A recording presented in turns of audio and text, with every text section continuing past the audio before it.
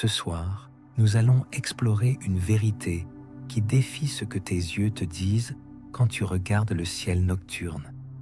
L'univers semble plein, des étoiles dispersées dans l'obscurité à perte de vue, des galaxies qui tourbillonnent en spirale cosmique, des nébuleuses qui brillent de lumière colorée, rouge, bleu, dorée, comme des tableaux peints par une force invisible. Quand tu lèves les yeux par une nuit claire, loin des villes, loin de la pollution lumineuse, tu vois quelque chose de magnifique, un ciel rempli de lumière, et quelque chose dans ton cerveau conclut immédiatement. L'univers est plein, dense, riche en matière.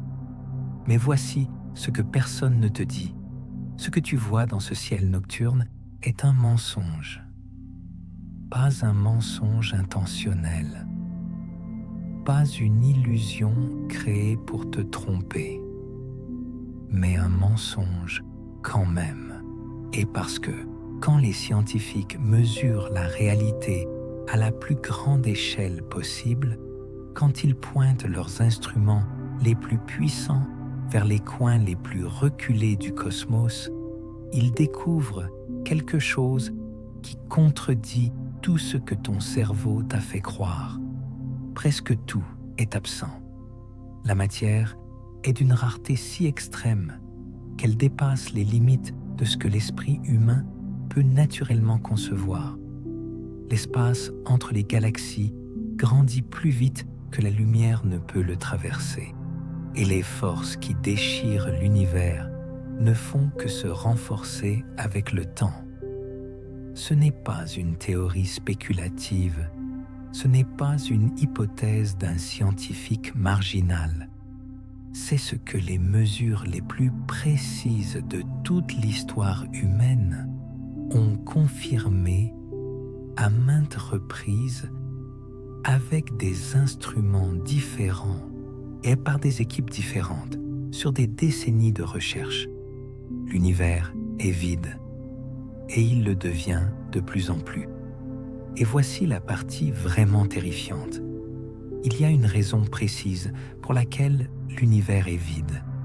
Une raison ancrée dans les lois fondamentales de la physique. Une raison qui explique non seulement comment l'univers est, mais comment il sera dans le futur lointain. Un futur si sombre, si froid, si vide que le cerveau humain refuse naturellement d'y croire. À la fin de ce documentaire, tu vas comprendre pourquoi l'univers est vide, pourquoi il le devient de plus en plus rapidement, ce que la matière noire et l'énergie noire font réellement à l'univers, pourquoi nous existons à un moment cosmique unique et fragile, et pourquoi ce moment précis dans l'histoire de l'univers est peut-être le plus précieux qui soit. Si tu aimes explorer les profondeurs du cosmos, prends un instant pour t'abonner. C'est un geste simple, mais il aide cette chaîne à atteindre d'autres esprits curieux comme le tien. Maintenant, commençons. Laisse-moi te montrer à quel point notre perception de l'univers est trompeuse. Lève les yeux par une nuit claire, loin des lumières de la ville, et tu verras des milliers d'étoiles. La Voie lactée s'étend à travers le ciel comme une rivière de lumière. C'est magnifique et ça crée une impression puissante d'abondance. Toute cette lumière, toutes ces étoiles, l'univers doit être rempli de matière, dense, vivant. Mais voici le premier problème. Chaque étoile que tu peux voir à l'œil nu et absolument chaque point de lumière visible sans instrument se trouve dans notre voisinage cosmique immédiat.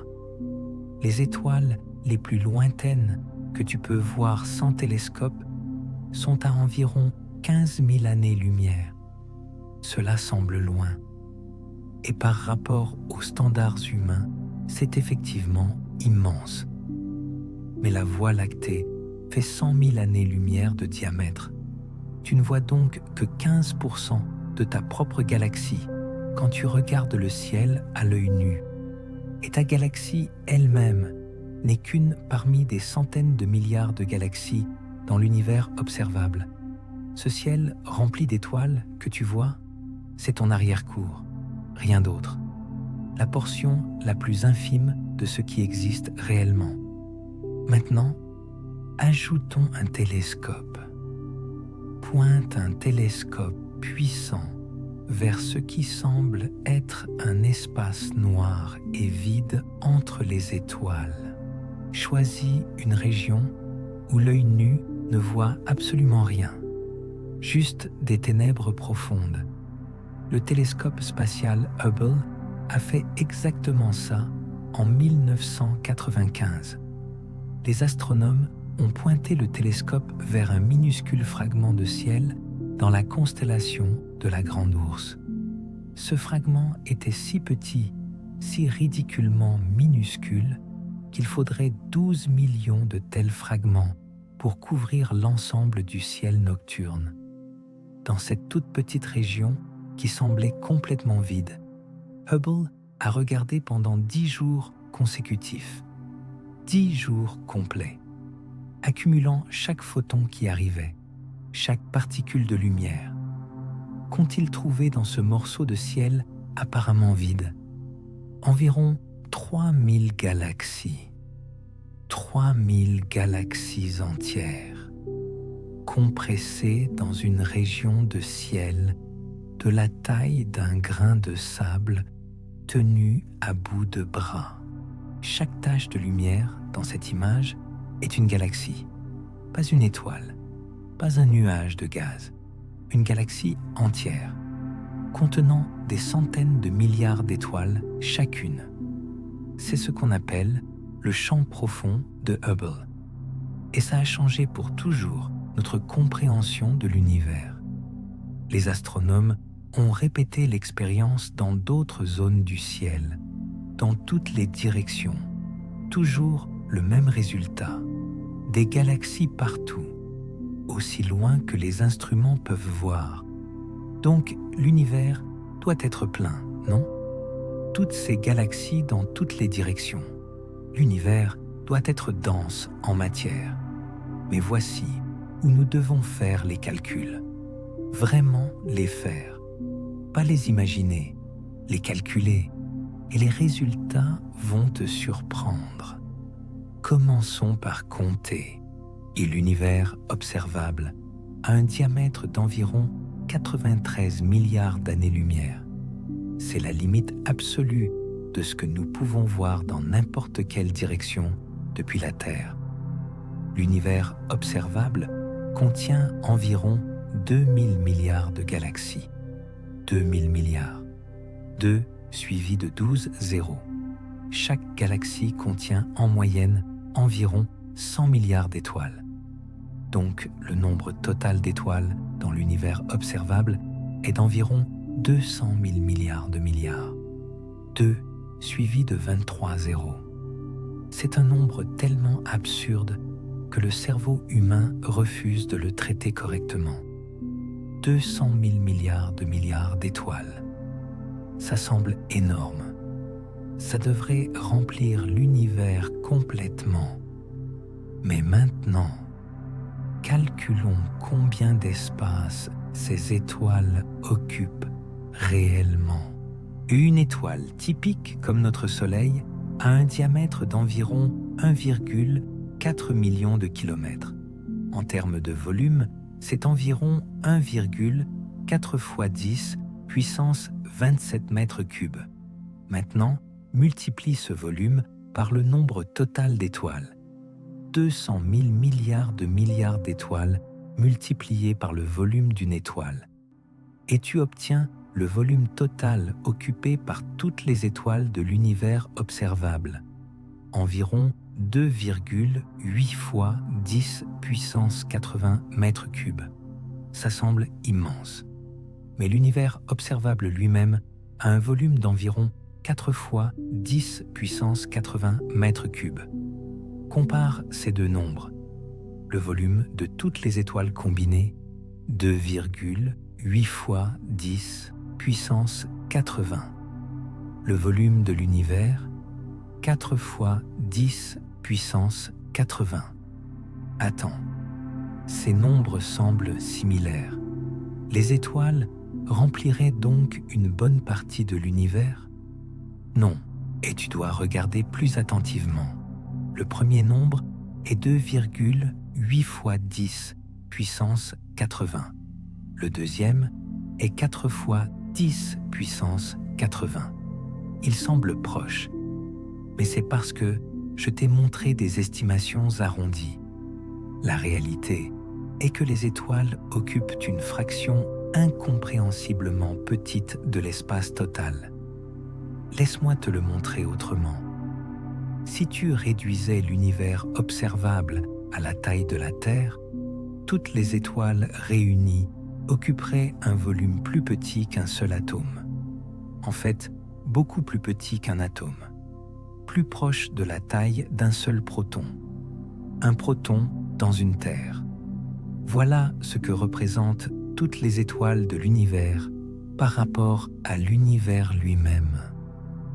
Et ce ne sont que les étoiles. La plupart du volume d'une étoile est elle-même de l'espace vide, et le noyau d'un atome occupe environ 1/10000000e du volume total de l'atome. Le reste est de l'espace vide où les électrons se déplacent. Donc, même la matière dans les étoiles est principalement du vide. Si tu retirais tout l'espace vide à l'intérieur des atomes de tous les êtres humains sur Terre, toute la matière solide de l'humanité entière tiendrait dans un volume plus petit qu'un dé à coudre. Et nous n'avons même pas encore parlé de l'espace entre les étoiles à l'intérieur des galaxies, ni de l'espace entre les galaxies elles-mêmes. La Voie lactée contient environ 200 milliards d'étoiles. Elle fait environ 100 000 années-lumière de diamètre. L'étoile la plus proche du Soleil, Proxima Centauri, est à environ 4,2 années-lumière de distance. Et si tu réduisais le Soleil à la taille d'un grain de sable d'1 millimètre de diamètre, l'étoile la plus proche serait à environ 30 km. 30 km d'espace complètement vide entre deux grains de sable d'1 millimètre. C'est l'espacement typique entre les étoiles à l'intérieur de notre galaxie. Et les galaxies elles-mêmes sont séparées par des distances encore plus dramatiques. La galaxie d'Andromède, notre voisine la plus proche parmi les grandes galaxies, est à environ 2,5 millions d'années-lumière. La Voie lactée fait 100 000 années-lumière de diamètre. La distance jusqu'à Andromède représente donc 25 fois la largeur de notre propre galaxie. Dans notre analogie avec les grains de sable, 2 grains de sable séparés par un terrain de football entier. Et entre la Voie lactée et Andromède, il n'y a que quelques petites galaxies naines éparpillées, essentiellement rien, du vide, de l'obscurité. Et c'est dans notre groupe local de galaxies l'une des régions relativement denses de l'univers. Dans d'autres régions, les galaxies sont encore plus éloignées les unes des autres. Donc l'univers est surtout de l'espace vide entre les étoiles, avec encore plus d'espace vide entre les galaxies, avec encore plus d'espace vide entre les amas de galaxies. Vide, empilé sur du vide, empilé sur du vide. Mais nous n'avons pas encore terminé, parce qu'il y a un problème encore plus profond et encore plus étrange. Même en comptant toutes les étoiles, toutes les galaxies et tout le gaz et la poussière qui flottent entre elles, nous n'avons toujours trouvé qu'une fraction minime du contenu total de l'univers, qu'est la majorité de ce qui existe dans l'univers est complètement invisible. Et je ne parle pas de choses simplement trop lointaines pour être vues. Je parle de quelque chose qui traverse ton corps en ce moment même, des milliards de particules par seconde, sans que tu puisses le sentir, le voir ou le détecter d'aucune façon directe. L'histoire commence dans les années 1930. Un astronome suisse nommé Fritz Zwicky étudiait l'amas de galaxies communs. C'est un grand groupe de galaxies situé à environ 320 millions d'années-lumière de nous. Zwicky avait une question simple. Est-ce que cet amas est maintenu ensemble par la gravité? Pour répondre à cette question, il a fait 2 mesures. Première mesure, il a calculé la vitesse à laquelle les galaxies de l'amas se déplaçaient. Et deuxième mesure, il a estimé la masse totale de l'amas à partir de la lumière émise par les galaxies visibles. La physique est simple. Si tu connais la masse totale d'un amas, tu peux calculer quelle devrait être la vitesse maximale de ces galaxies pour qu'elles restent liées par la gravité. Si elles vont plus vite, elles devraient s'échapper. Zwicky a fait les calculs et il a trouvé quelque chose d'impossible. Les galaxies se déplaçaient beaucoup trop vite. Beaucoup trop vite. Basé uniquement sur la masse de la matière visible, l'amas aurait dû se disperser depuis longtemps. Les galaxies volaient à des vitesses qui auraient dû les projeter dans l'espace intergalactique en quelques milliards d'années. Et pourtant, l'amas existait, cohérent, maintenu ensemble. Il manquait quelque chose, et beaucoup de quelque chose. Zwicky a calculé que l'amas avait besoin d'environ 400 fois plus de masse que ce qu'il pouvait voir pour expliquer les vitesses observées. 400 fois. Il a proposé une hypothèse audacieuse.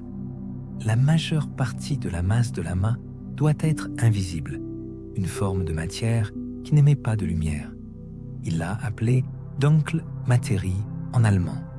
La matière sombre, la matière noire. Personne ne l'a cru. L'idée semblait absurde. Une matière qui a de la masse mais qu'on ne peut pas voir, qui n'interagit pas avec la lumière, qui est indétectable par tous les moyens connus. Les scientifiques ont cherché d'autres explications pendant des décennies. Peut-être que Zwicky avait fait une erreur de mesure. Peut-être que les galaxies n'étaient pas vraiment liées gravitationnellement. Peut-être que la gravité fonctionnait différemment aux grandes échelles. Mais les observations continuaient de s'accumuler et elles pointaient toutes dans la même direction. Dans les années 1970, une astronome américaine nommée Vera Rubin allait apporter la preuve la plus convaincante jusqu'alors. Vera Rubin étudiait la rotation des galaxies spirales. Elle mesurait la vitesse à laquelle les étoiles orbitent autour du centre de leur galaxie, à différentes distances de ce centre. La physique gravitationnelle prédit clairement ce qui devrait se passer. Dans notre système solaire, les planètes proches du Soleil orbitent vite. Les planètes éloignées orbitent lentement. Mercure est beaucoup plus rapide que Neptune. C'est parce que la gravité diminue avec la distance. Plus tu es loin de la masse centrale, ou plus l'attraction gravitationnelle est faible, plus tu te déplaces lentement. Les galaxies devraient fonctionner exactement de la même façon. Les étoiles proches du centre galactique devraient orbiter rapidement. Les étoiles dans les régions extérieures, loin du centre, devraient orbiter beaucoup plus lentement. C'est ce que tout le monde attendait de trouver.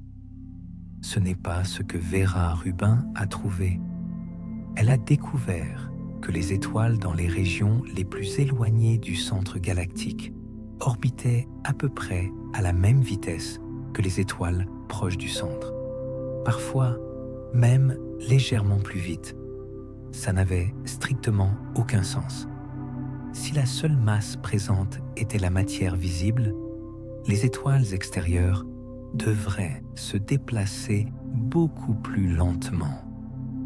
Le fait qu'elles ne le faisaient pas signifiait une seule chose.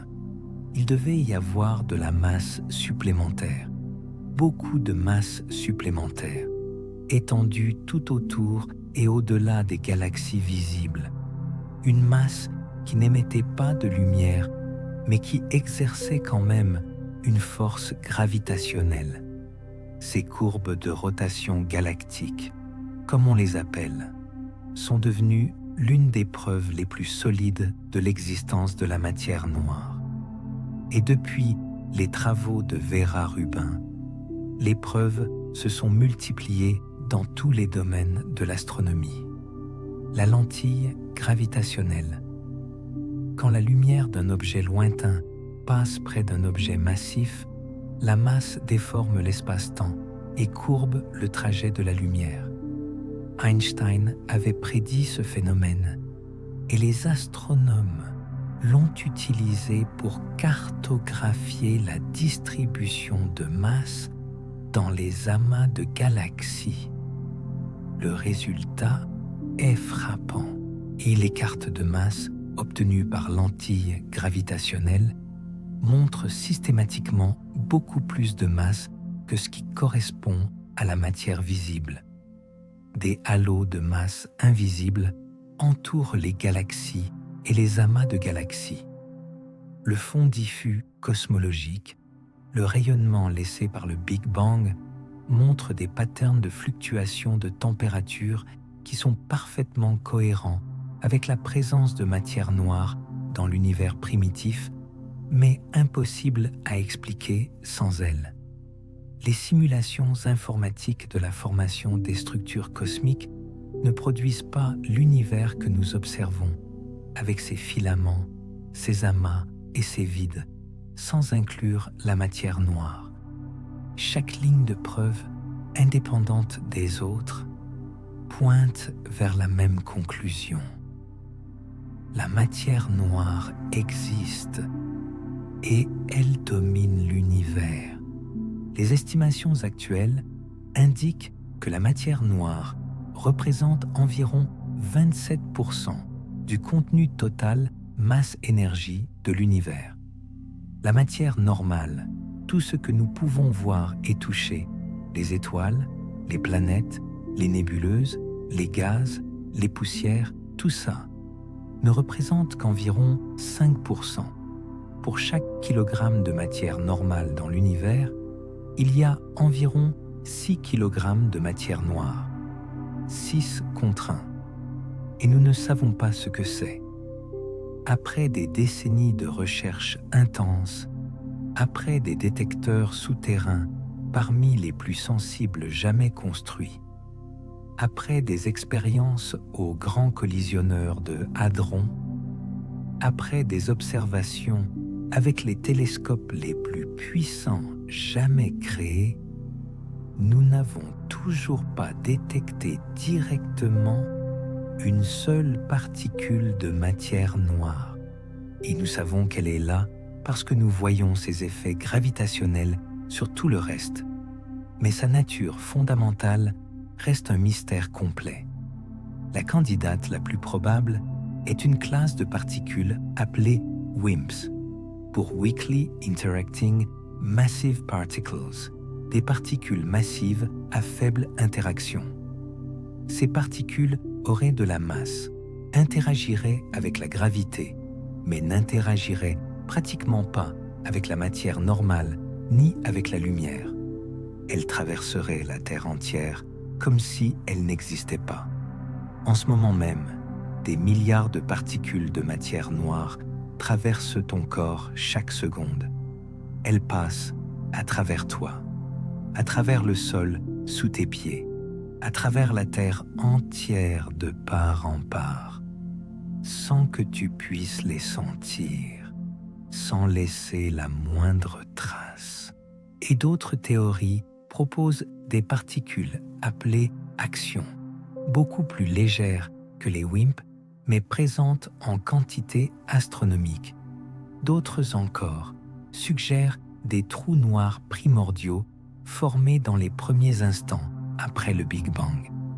Certains physiciens pensent même que nos équations de la gravité sont simplement incorrectes aux très grandes échelles et qu'il n'y a pas besoin de matière noire du tout. Mais la plupart des physiciens pensent que la matière noire est réelle. Quelque chose est là, quelque chose de massif, d'invisible, de dominant, et nous ne savons pas ce que c'est. Si la matière noire est troublante, ce qui vient ensuite est encore plus étrange, car il y a quelque chose d'encore plus mystérieux que la matière noire, qui est quelque chose qui ne constitue pas seulement la majorité de la masse de l'univers, mais qui détermine activement son destin. Quelque chose qui fait que l'univers non seulement s'étend, mais s'étend de plus en plus vite. Nous l'appelons l'énergie noire. Et pour comprendre l'énergie noire, il faut d'abord comprendre l'expansion de l'univers. En 1929, Edwin Hubble a fait une découverte révolutionnaire. En mesurant les distances et les vitesses de plusieurs dizaines de galaxies, il a trouvé quelque chose d'inattendu. Presque toutes les galaxies s'éloignent de nous, et les plus lointaines s'éloignent plus vite que les proches. L'explication était claire. L'univers s'étend. Pas les galaxies qui se déplacent dans un espace fixe comme des oiseaux dans le ciel. L'espace lui-même qui se dilate est comme la surface d'un ballon qu'on gonfle. Chaque point de l'espace s'éloigne de chaque autre point. Il n'y a pas de centre à cette expansion. Vu de n'importe quelle galaxie, toutes les autres galaxies semblent s'éloigner. Cette découverte a transformé notre compréhension de l'univers. Un univers en expansion signifie qu'il y a eu un moment dans le passé où tout était compressé en un seul point. Un moment de densité et de chaleur infinie. Ce que nous appelons le Big Bang. Mais si l'univers s'étend, que se passe-t-il avec le temps? Deux options semblaient possibles. Soit la gravité finit par ralentir l'expansion et l'arrêter, et l'univers se recontracte en un grand effondrement. Soit l'expansion continue indéfiniment, ralentissant progressivement, mais jamais complètement, et l'univers se refroidissant et se vidant pour toujours. Dans les deux cas, la gravité devrait ralentir l'expansion. C'était la prédiction universelle. Tout le monde en était convaincu. En 1998, deux équipes indépendantes de physiciens ont décidé de mesurer à quelle vitesse l'expansion ralentissait. Les deux équipes utilisaient les supernovas de type 1A comme chandelles standard. Ces supernovas sont des étoiles qui explosent d'une façon très particulière. Une naine blanche, le résidu mort d'une étoile, orbite autour d'une étoile compagne et aspire progressivement sa matière. Quand la naine blanche atteint exactement 1,4 fois la masse du Soleil, la pression en son cœur devient assez forte pour déclencher une fusion du carbone en chaîne. L'étoile entière explose en quelques secondes. Chaque supernova de type 1 a atteint à peu près la même luminosité maximale parce qu'elles explosent toutes à la même masse critique. Ce sont donc des chandelles standards. Tu mesures leur luminosité apparente. Tu connais leur luminosité réelle. Tu calcules leur distance. Les deux équipes ont mesuré des dizaines de supernovas de type 1A dans des galaxies lointaines, des galaxies à des milliards d'années-lumière de nous, des galaxies dont la lumière a voyagé pendant des milliards d'années avant d'arriver jusqu'à nos télescopes. La lumière que nous recevons de ces supernovas nous montre comment était l'univers il y a des milliards d'années. Les deux équipes s'attendaient à mesurer une expansion qui ralentissait. Elles voulaient juste savoir à quelle vitesse elle ralentissait. Les résultats sont arrivés et les deux équipes se sont regardées avec incrédulité. Les supernovas lointaines étaient plus faibles que prévu, pas légèrement plus faibles, significativement plus faibles. Plus faible signifie plus lointain, et plus lointain que prévu signifie que l'univers s'était étendu plus que prévu pendant le temps de voyage de la lumière. L'expansion ne ralentissait pas, elle accélérait. Les deux équipes ont vérifié leurs calculs, ont revu leurs données, ont cherché des erreurs systématiques, ont cherché des effets qu'ils auraient pu manquer. La poussière interstellaire qui absorberait la lumière et rendrait les supernovas plus faibles qu'elles ne l'étaient vraiment, ils ont vérifié. Ce n'était pas ça. Des supernovas de type 1A qui n'auraient pas toutes exactement la même luminosité. Ils ont vérifié. Et ce n'était pas ça non plus. Le signal était réel. L'expansion de l'univers accélérait. Quelque chose poussait l'espace à s'écarter de plus en plus vite. Quelque chose contrecarrait la gravité. Quelque chose que personne n'avait prévu, que personne n'attendait, que rien dans la physique connue n'expliquait. Les deux équipes ont publié leurs résultats simultanément en 1998. La réaction de la communauté scientifique a été le choc.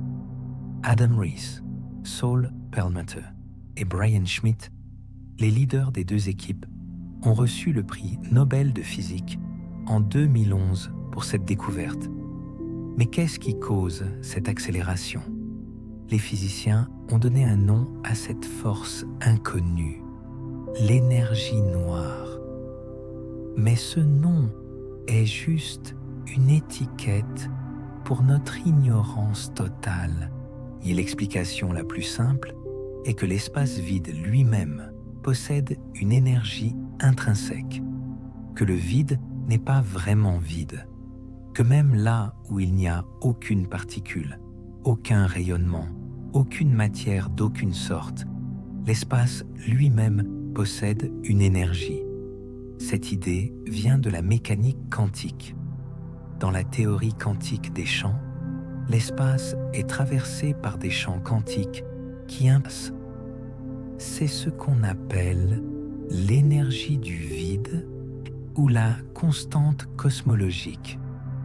Einstein avait en fait introduit cette idée dans ses équations de la relativité générale en 1917.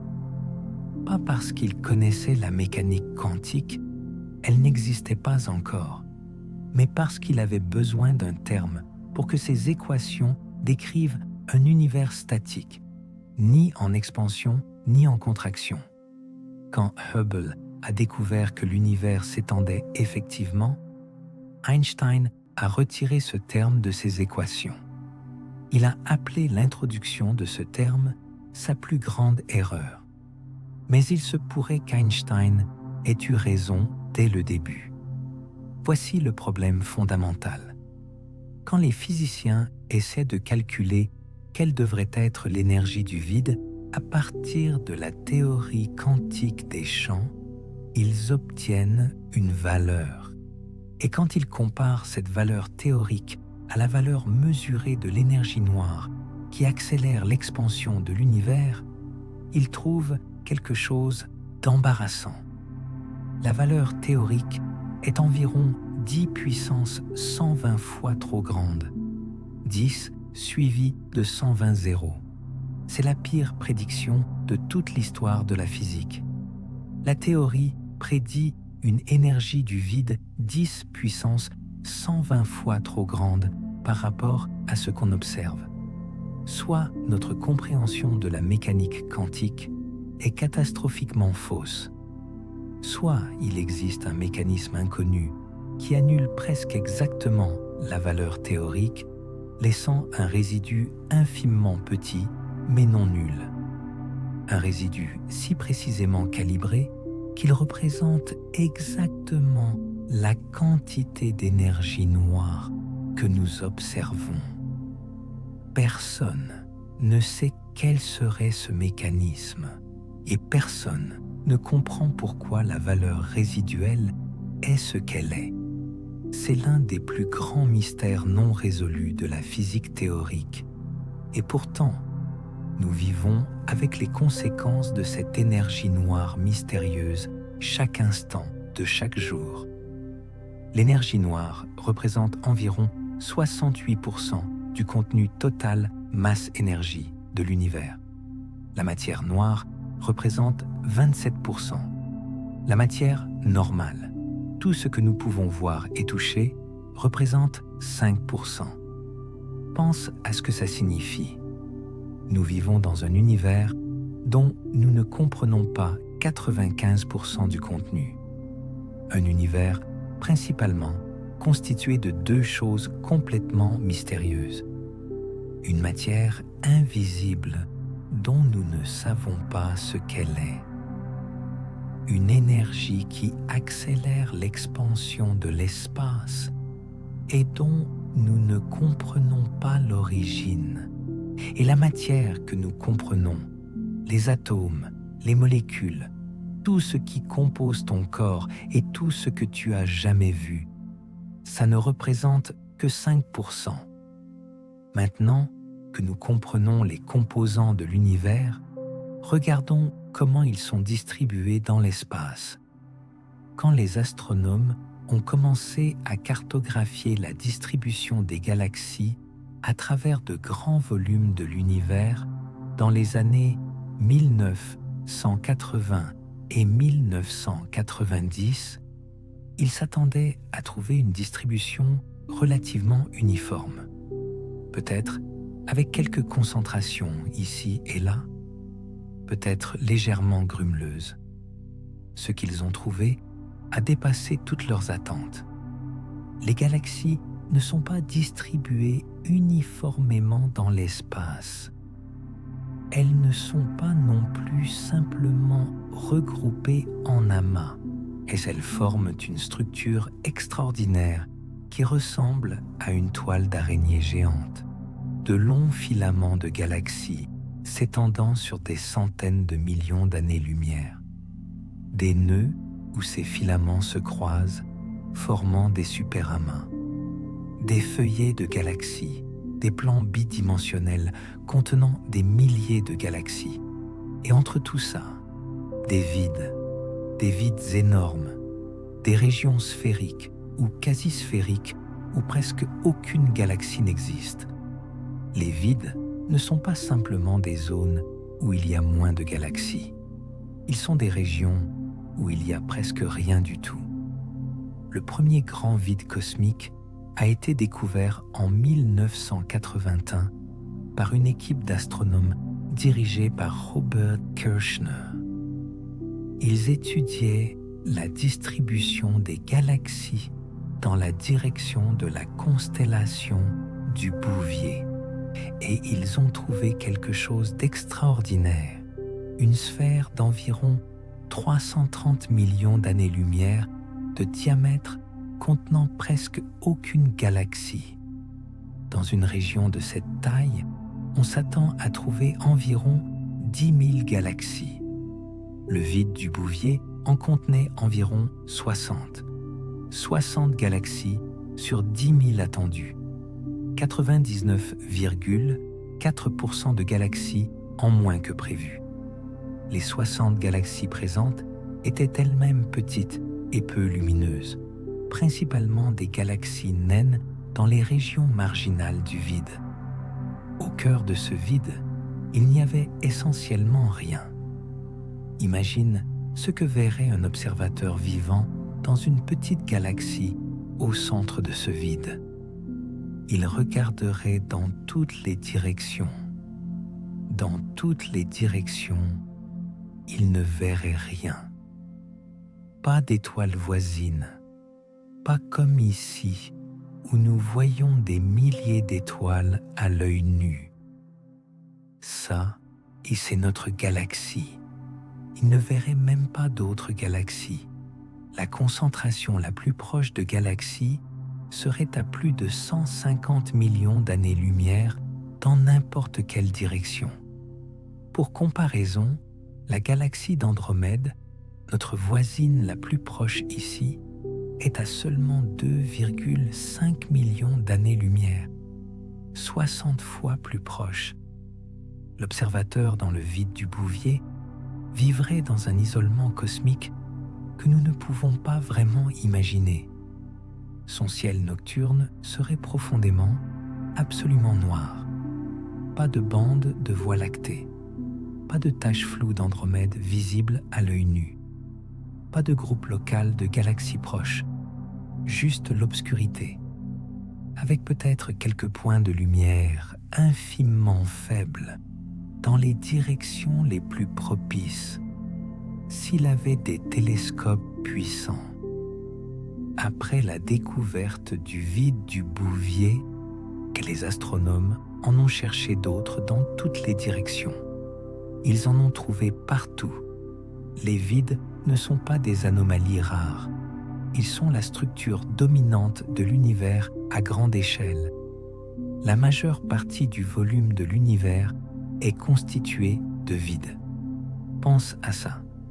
Si tu prenais un volume aléatoire de l'univers, une grande sphère de quelques centaines de millions d'années-lumière de diamètre, choisie au hasard quelque part dans l'univers, la probabilité que ce volume se trouve dans un vide est supérieure à la probabilité qu'il se trouve dans un filament ou un amas. La toile cosmique, avec ses filaments lumineux et ses superamas spectaculaires, représente une fraction minoritaire du volume total de l'univers. Les vides représentent la majorité.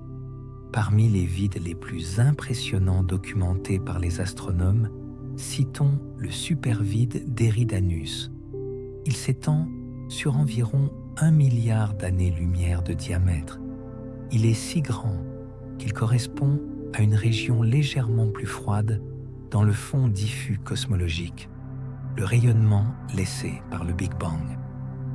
Certains physiciens ont spéculé que ce supervide pourrait être la trace d'une collision entre notre univers et un autre univers parallèle dans un multivers hypothétique. La plupart pensent que c'est simplement un très grand vide.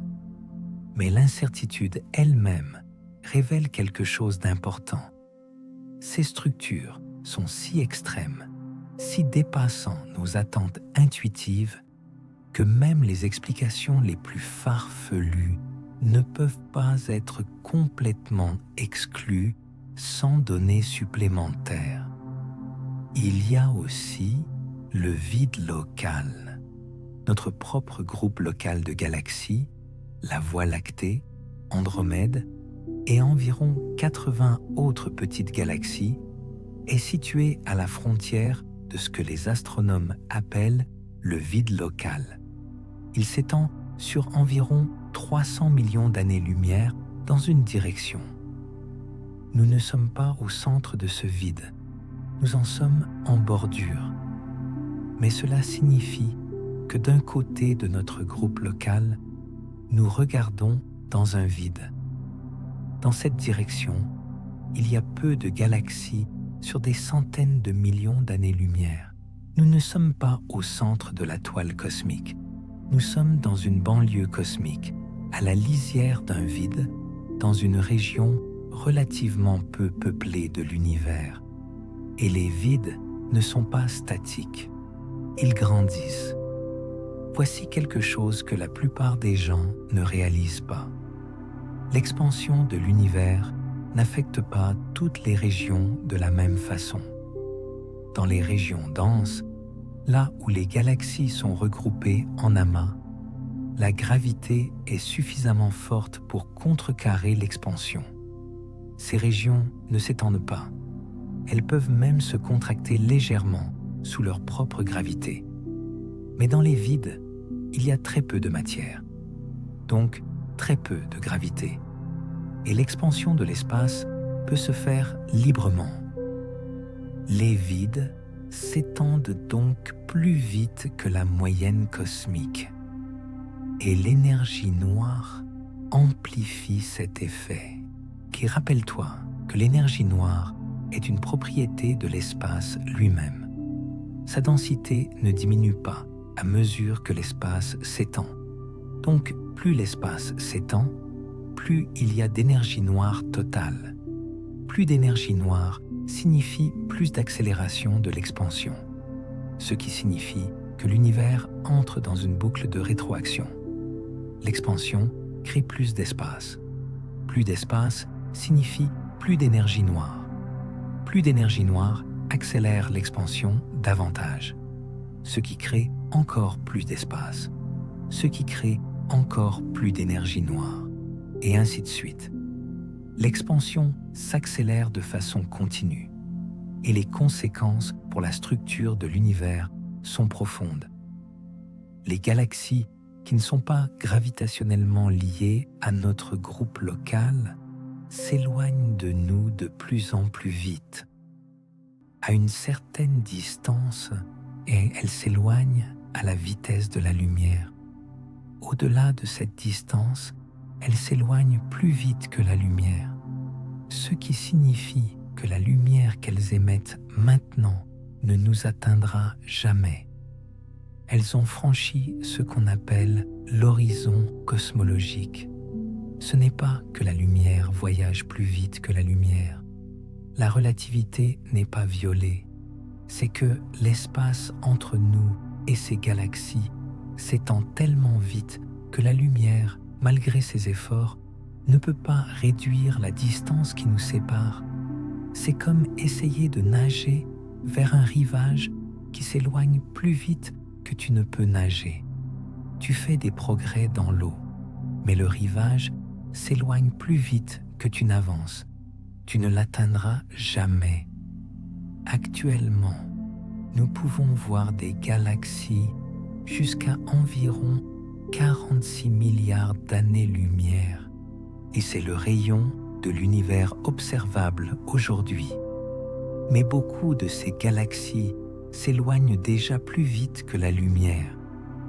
Nous les voyons seulement parce que la lumière que nous recevons d'elles a quitté ces galaxies il y a des milliards d'années, quand elles étaient beaucoup plus proches et quand l'expansion était plus lente.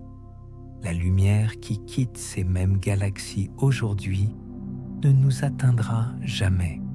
Et à mesure que le temps passe, de plus en plus de galaxies franchissent cet horizon, disparaissent pour toujours de notre univers observable.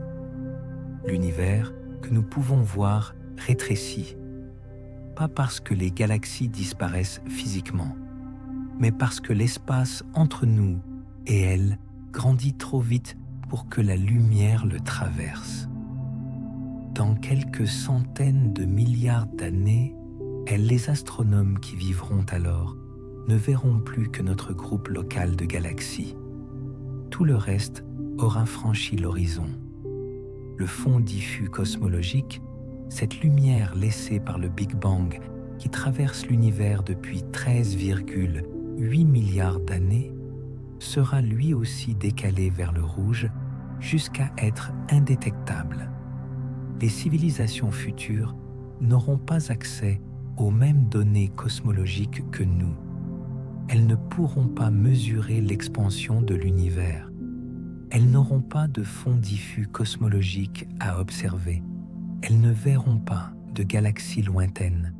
elles seront incapables de déduire que l'univers a un passé cosmologique riche, et elles pourraient conclure, à tort, que l'univers se limite à leur galaxie locale. Nous vivons donc à un moment unique dans l'histoire cosmique, un moment où nous pouvons encore voir assez loin pour comprendre l'histoire et la structure globale de l'univers. Ce moment est en train de se fermer, pas dans nos vies, pas dans les prochains millions d'années, mais cosmologiquement, nous sommes dans la fenêtre d'observation, et cette fenêtre se rétrécit. Suivons maintenant le destin de l'univers jusqu'à sa conclusion logique, pas pour être déprimant, mais parce que comprendre ce destin nous aide à comprendre pourquoi l'univers est vide et pourquoi il le devient de plus en plus. Nous sommes actuellement dans ce que les cosmologistes appellent l'ère stellifère, l'ère des étoiles. L'univers a 13,8 milliards d'années. Les étoiles se forment encore dans les galaxies qui ont du gaz disponible. Notre Soleil en est à mi-vie. Il brillera encore pendant environ 5 milliards d'années. Les étoiles les plus petites et les plus frugales, les naines rouges, peuvent briller pendant des centaines de milliards d'années. Mais le gaz disponible pour former de nouvelles étoiles s'épuise progressivement.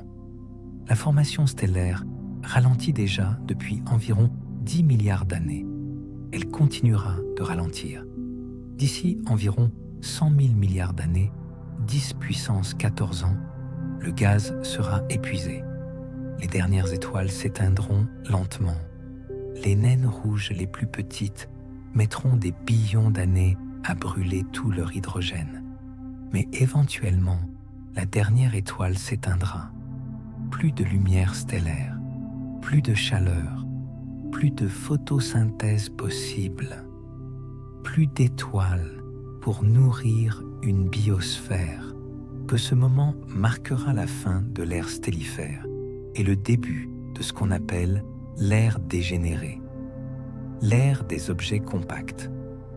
L'univers sera peuplé principalement de naines blanches, les résidus denses d'étoiles comme notre Soleil, d'étoiles à neutrons, les résidus ultra compacts d'étoiles massives qui ont explosé en supernova, et de trous noirs formés soit par l'effondrement d'étoiles très massives, soit par la fusion de naines blanches et d'étoiles à neutrons.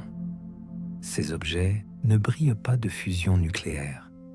Les naines blanches et les étoiles à neutrons rayonnent encore de la chaleur résiduelle, comme un tison qui se refroidit après la mort du feu. Mais cette chaleur se dissipe progressivement sur des billions d'années. Éventuellement, elles se refroidissent jusqu'au zéro absolu et elles deviennent ce qu'on appelle des naines noires, des boules de matière dégénérées, froides, sombres, inertes. Mais rien n'est éternel, pas même les naines noires. Pendant que les étoiles mouraient et que les naines blanches se refroidissaient, un autre processus se déroulait lentement dans les galaxies. La dégradation gravitationnelle. Quand deux objets passent relativement près l'un de l'autre dans une galaxie, ils s'échangent de l'énergie gravitationnellement. L'un accélère légèrement, l'autre ralentit légèrement. Cet échange est minuscule à chaque rencontre. Mais sur des milliards d'années, ces petits échanges s'accumulent. Certains objets accumulent de l'énergie et finissent par atteindre la vitesse de libération de la galaxie. Ils sont éjectés dans l'espace intergalactique. D'autres perdent de l'énergie et spiralent progressivement vers le centre de la galaxie. Sur des échelles de temps de l'ordre de 10 puissance 30 ans, environ 1 milliard de milliards d'années, la plupart des étoiles d'une galaxie auront été soit éjectées, soit absorbées par le trou noir central. Les galaxies s'évaporent littéralement, ne laissant derrière elles que des trous noirs supermassifs et quelques naines noires en orbite lointaine. Puis viennent les trous noirs. Longtemps considérés comme permanents, les trous noirs évaporent aussi. C'est ce qu'a montré Stephen Hawking dans un article célèbre publié en 1974. À cause des effets quantiques à l'horizon des événements d'un trou noir, ce dernier émet un flux de particules et de rayonnement. Ce rayonnement, appelé rayonnement de Hawking, est infinitésimalement faible pour les grands trous noirs. Pour un trou noir de la masse du Soleil, la température du rayonnement de Hawking est d'environ 60 nanokelvin, 60 milliardièmes de degré au-dessus du zéro absolu. Indétectable avec n'importe quel instrument que nous ayons jamais construit. Mais ce rayonnement emporte de l'énergie. Et cette énergie vient de la masse du trou noir. Via la relation E égale mc au carré, la masse du trou noir diminue, très lentement, mais inexorablement. Pour un trou noir de la masse du Soleil, l'évaporation complète prendrait environ 10 puissance 67 ans. Pour les trous noirs supermassifs au cœur des galaxies, avec des masses de millions ou de milliards de soleils, l'évaporation prend beaucoup plus longtemps encore et qu'un trou noir d'1 milliard de masses solaires s'évaporerait en environ 10 puissance 100 ans. Ces chiffres dépassent tout ce que le cerveau humain peut vraiment percevoir comme du temps. L'âge actuel de l'univers est d'environ 10 puissance 10 ans. La durée de vie des trous noirs supermassifs est de 10 puissance 100 ans. La différence entre ces deux nombres est plus grande que la différence entre 1 seconde et l'âge de l'univers, multipliée par elle-même, plusieurs fois. Mais même 10 puissance 100 ans, c'est fini. Éventuellement, même le dernier trou noir supermassif s'évapore. Dans ces derniers moments, le processus s'accélère. La masse du trou noir diminue. Sa température augmente. Il rayonne plus vite.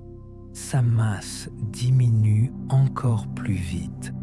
Sa température augmente encore. Et ainsi de suite. Dans la dernière seconde, le trou noir libère une quantité d'énergie comparable à des milliards de bombes nucléaires. Un éclair final de rayonnement gamma, puis rien. Le trou noir a disparu, converti intégralement en rayonnement qui se propage dans l'espace. Et après l'évaporation du dernier trou noir, l'univers contient principalement des photons, des neutrinos et des électrons et positrons. Tout a des températures infinitésimalement proches du zéro absolu, tout dispersé sur des volumes d'espace si immenses que la densité est pratiquement nulle.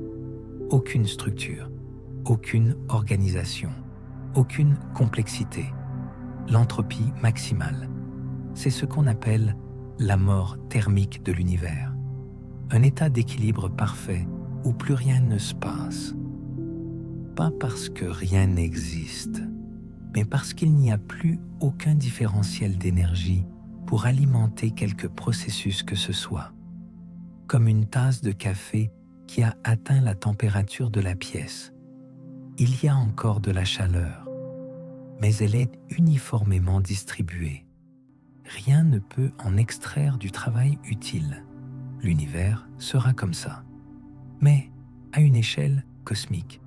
Et pour un temps qui se compte en puissance de 10, avec des chiffres qui n'ont aucune signification intuitive pour notre cerveau. Maintenant, revenons à la question centrale. Pourquoi l'univers est-il vide? Nous avons vu qu'il l'est. Massivement, terriblement vide. Mais pourquoi? La réponse est ancrée dans les conditions initiales de l'univers et dans les lois fondamentales de la physique. Et elle est profonde.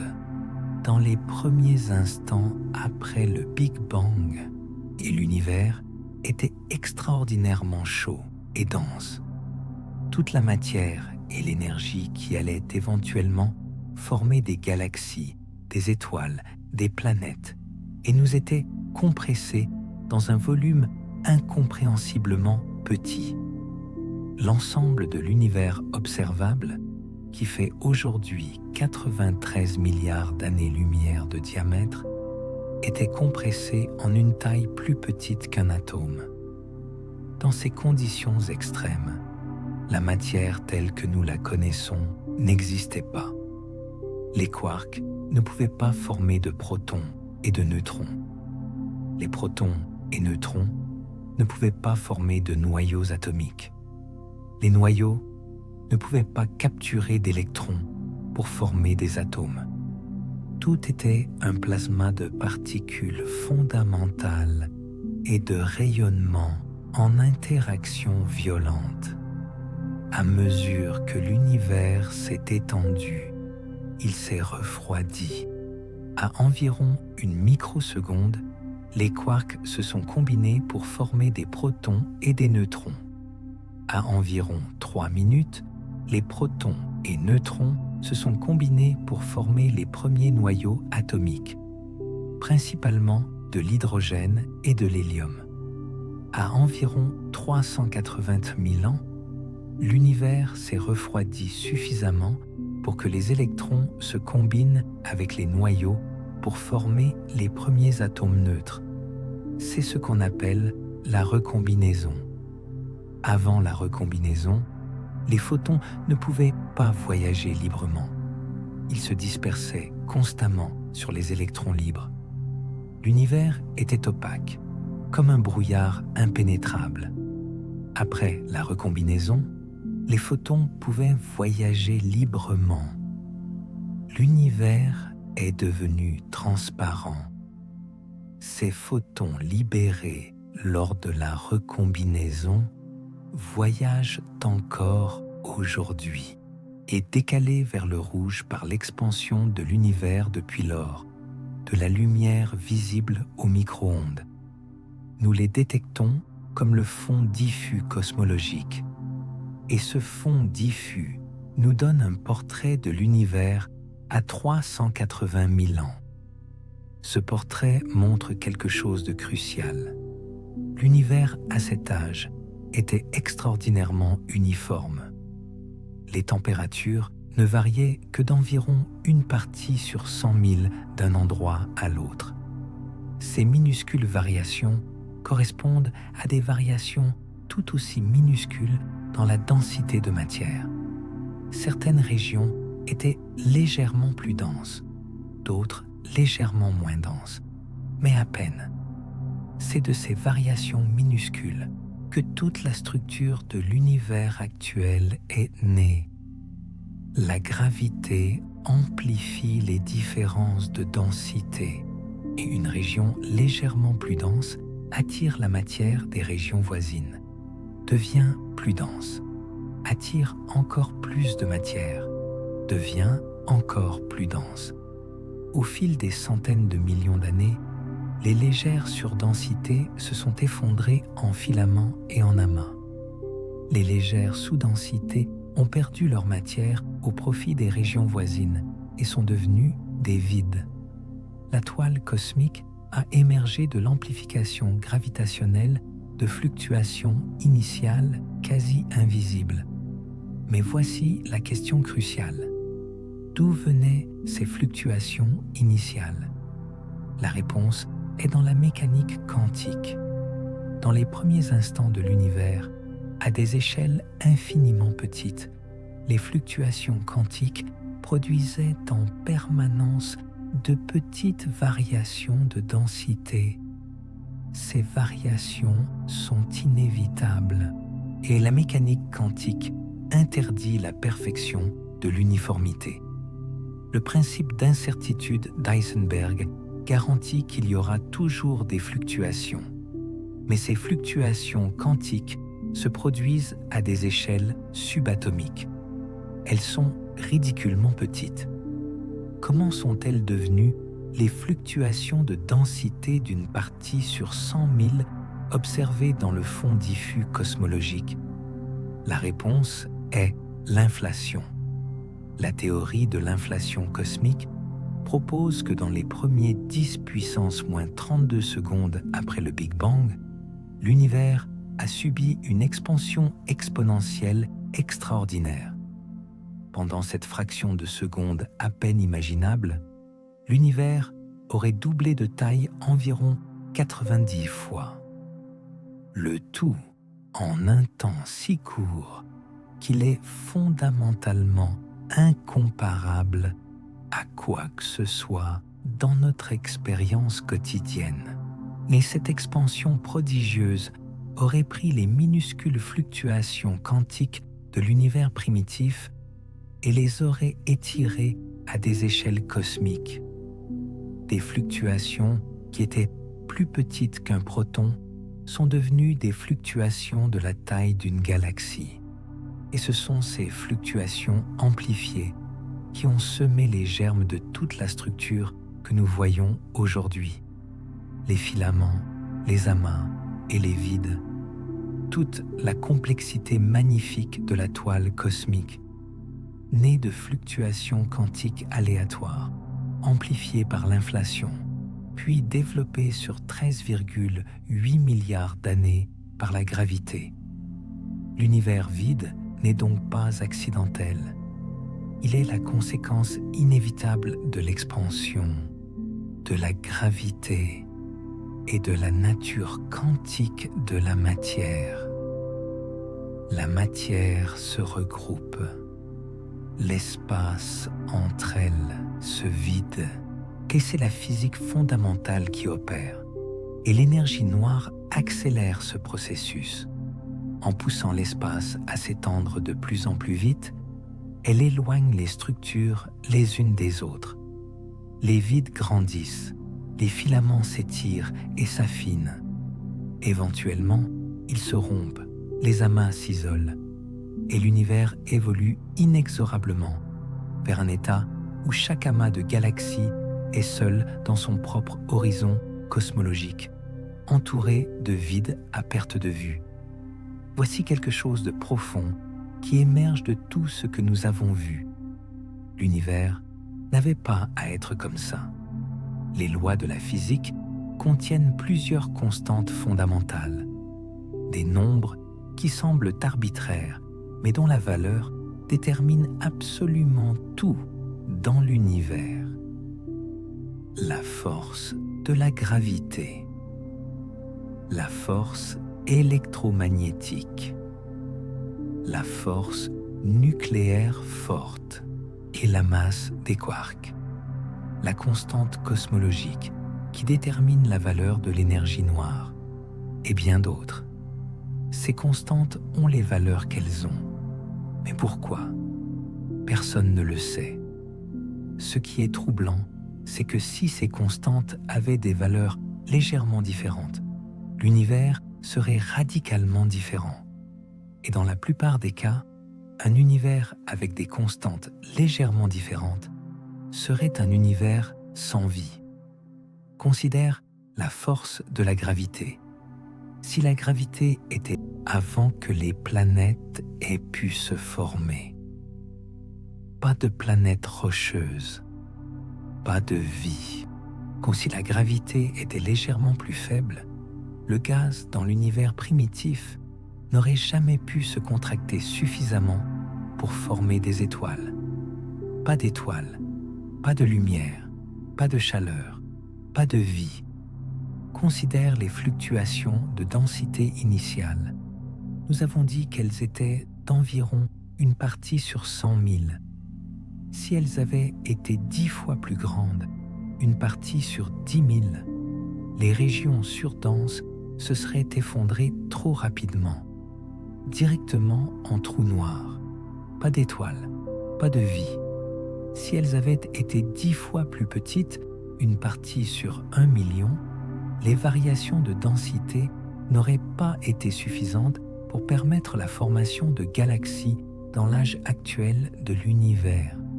Pas de galaxies, pas d'étoiles, pas de vie, et l'amplitude des fluctuations de densité est réglée presque exactement à la valeur nécessaire pour que des galaxies se forment dans un univers qui existe depuis environ 10 milliards d'années.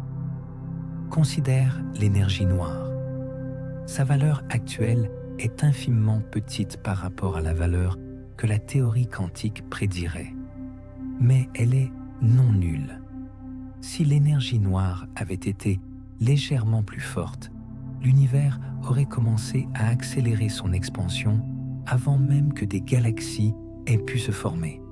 La matière se serait dispersée avant de pouvoir se concentrer en structure. Pas de galaxies, pas d'étoiles, pas de vie.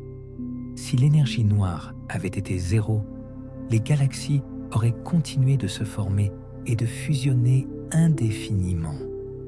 L'univers aurait été plus dense, mais peut-être habitable. Si l'énergie noire avait été légèrement négative, et l'univers aurait recollapsé en un grand effondrement, avant même que la vie ait eu le temps d'évoluer. Pas de vie. La valeur de l'énergie noire est ajustée avec une précision que nous ne comprenons pas. Et cette valeur permet, tout juste permet, l'existence de galaxies, d'étoiles, de planètes et potentiellement de vie. Cette observation est appelée le réglage fin de l'univers, et elle pose une question profonde et troublante. Pourquoi ces constantes ont-elles exactement les valeurs qui permettent l'existence de structures complexes? 3 grandes réponses ont été proposées. La première est la réponse religieuse. L'univers a été conçu. Un créateur a choisi ces valeurs précisément pour permettre l'existence de la vie. Et la deuxième est la réponse du multivers. Il existe une infinité d'univers avec des valeurs différentes pour ces constantes. Nous nous trouvons naturellement dans l'un des rares univers où les constantes permettent la vie, parce que dans les autres univers, il n'y a personne pour constater quoi que ce soit. La troisième est la réponse physique.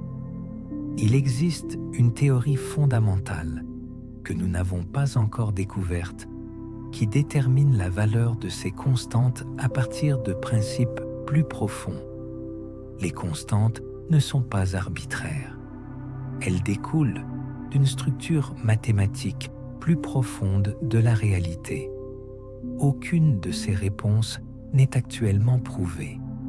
Toutes 3 ont des partisans sérieux parmi les physiciens et les philosophes.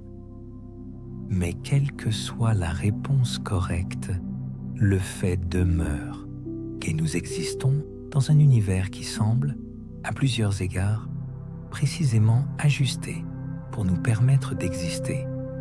Et cet univers est, dans sa grande majorité, vide.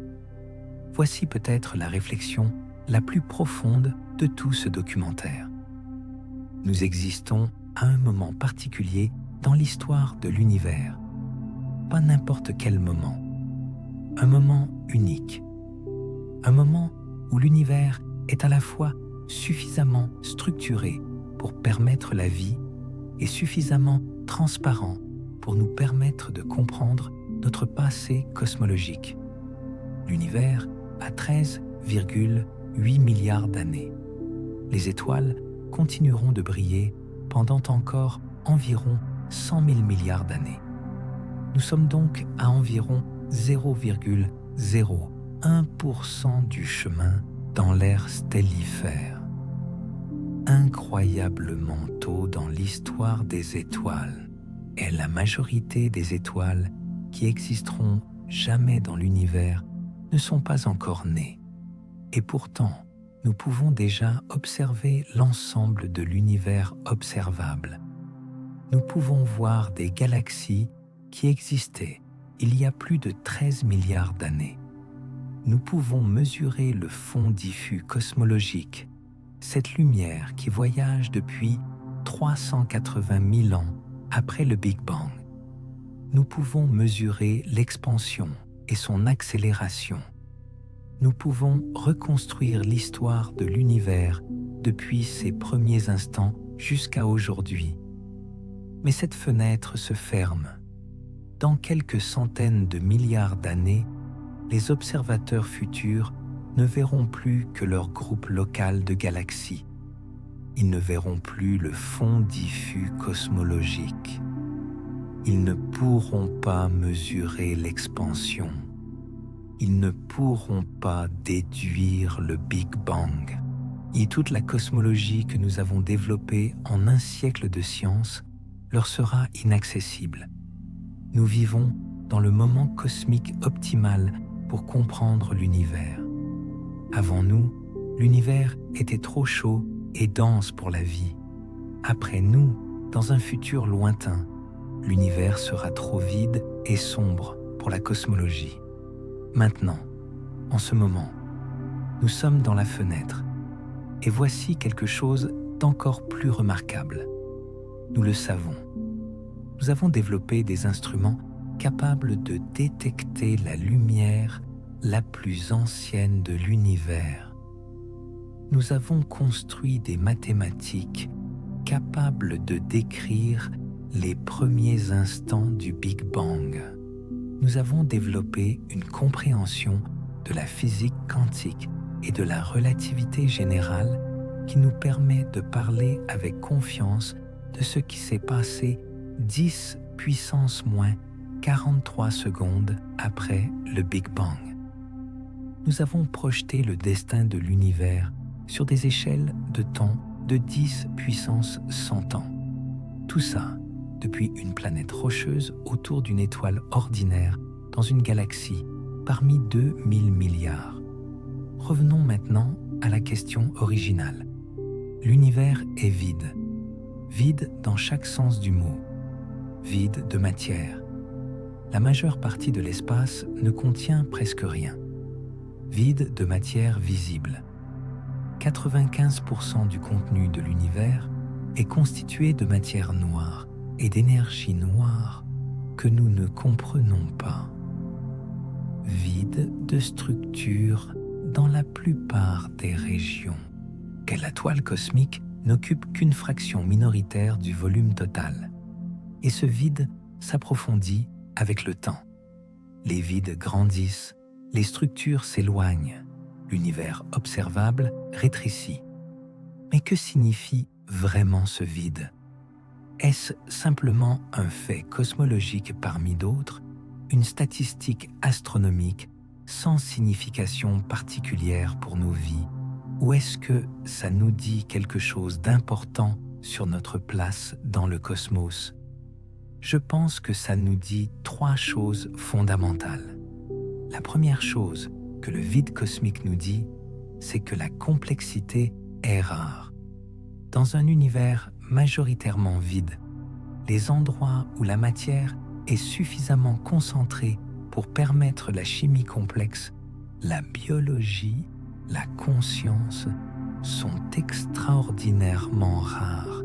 Et non seulement la Terre est une planète parmi des milliards dans notre galaxie, non seulement notre galaxie est l'une parmi 2000 milliards, mais la majeure partie du volume de l'univers est un vide où rien de complexe ne peut exister. Nous sommes dans une exception, pas dans la règle. La deuxième chose que le vide nous dit, c'est que notre existence est fragile et temporaire. Le Soleil brûlera pendant encore 5 milliards d'années. Puis, il deviendra une géante rouge, engloutissant peut-être la Terre. Puis, une naine blanche qui se refroidit lentement. Dans un temps infiniment plus long, même les atomes de cette naine blanche se désintégreront peut-être si la désintégration du proton est réelle. Tout ce que nous aimons, tout ce que nous créons, toute l'histoire de la civilisation humaine, toutes les œuvres d'art et toutes les musiques, toutes les découvertes scientifiques, tout ça est inscrit dans un éclat de temps infiniment court dans l'histoire cosmique. Nous sommes une étincelle de complexité dans un univers qui tend vers le vide et le désordre. Mais voici la troisième chose que le vide nous dit, et c'est peut-être la plus importante.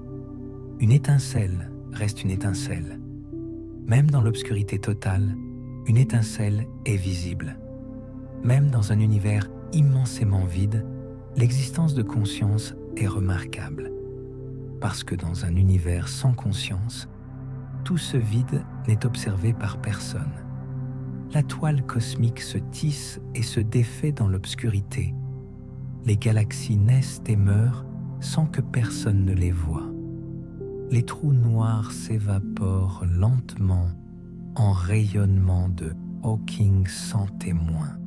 Et la mort thermique de l'univers approche dans un silence absolu. Mais avec nous, avec la conscience, quelque chose de différent se passe. L'univers se regarde lui-même, pas métaphoriquement, littéralement. Les atomes de carbone dans ton corps ont été forgés dans le cœur d'étoiles qui ont explosé il y a des milliards d'années. Ces atomes se sont retrouvés sur une planète rocheuse, se sont organisés en molécules complexes, en cellules, en organismes multicellulaires, en êtres dotés de systèmes nerveux, en primates curieux qui ont développé des télescopes et des mathématiques.